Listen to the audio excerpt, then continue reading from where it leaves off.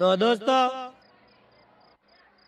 अभी मैं आप लोगों को सुनाने जा रहा हूँ एक बबीता। क्या क्या बोलते हो? अरे जेठालाल, कविता कविता। यार कविता कविता ही सुना रहा हूँ। आराम से बैठो। हाँ।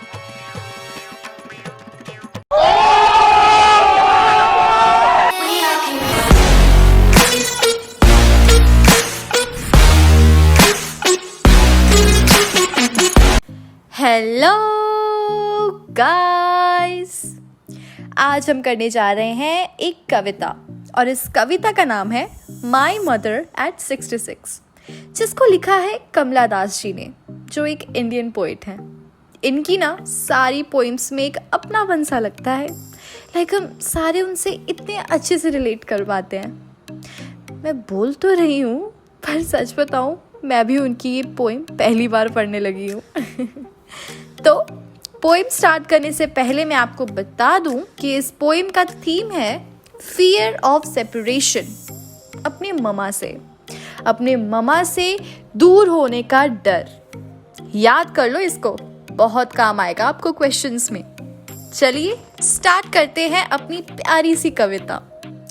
तो कमला दास जब अपने पेरेंट्स के घर से कोचिन एयरपोर्ट तक कार में जा रही थी, तब वो अपनी मदर को देखती हैं। उनकी मदर काफ़ी बूढ़ी मतलब ओल्ड हो चुकी थी, जिसकी वजह से उन्होंने उन्हें 3 वर्ड्स में डिस्क्राइब किया। पहला वर्ड था डोज, जिसका मतलब है कि वो सो रही थी। दूसरा वर्ड है ओपन माउथ, जिसका मतलब है कि वो मुंह खोल के सो रही थी। और तीसरा वर्ड था कॉर्प्स, जिसे वो हमें ये बताना चाहती है कि उनकी मदर एक डेड बॉडी की जैसे लग रही थी।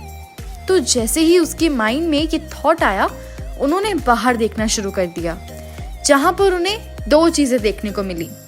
पहली कि उन्हें छोटे छोटे बच्चे खेलते हुए दिखे, और दूसरी कि उन्हें ट्रीज भागते हुए नजर आए। जैसे हम जब गाड़ी में जा रहे होते हैं, तब हमें ऐसा लगता है ना कि जैसे हम सारी चीज़ों को पीछे छोड़ते हुए जा रहे हैं। बिल्कुल वैसी तरह हमारी पोएटेस को लगा कि जैसे वो सब ट्रीज को पीछे छोड़ते हुए जा रही है।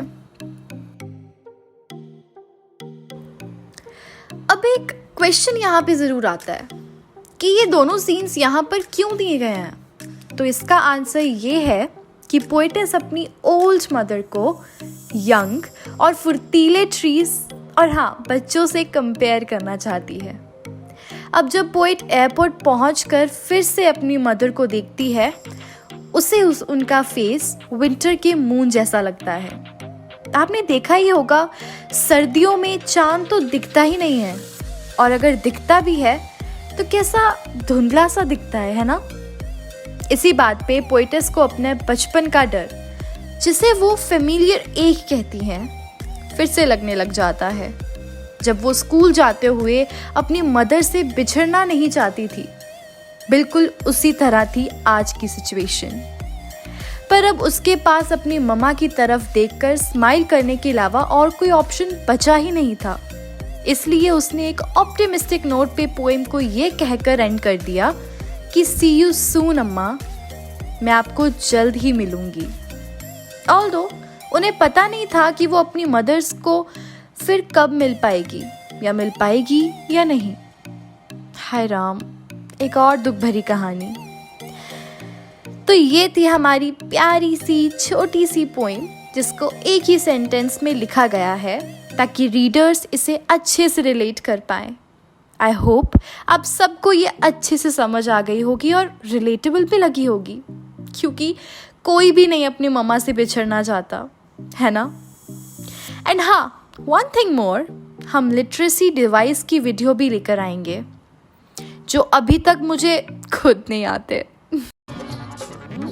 पागल औरत, तुझे अक्ल है?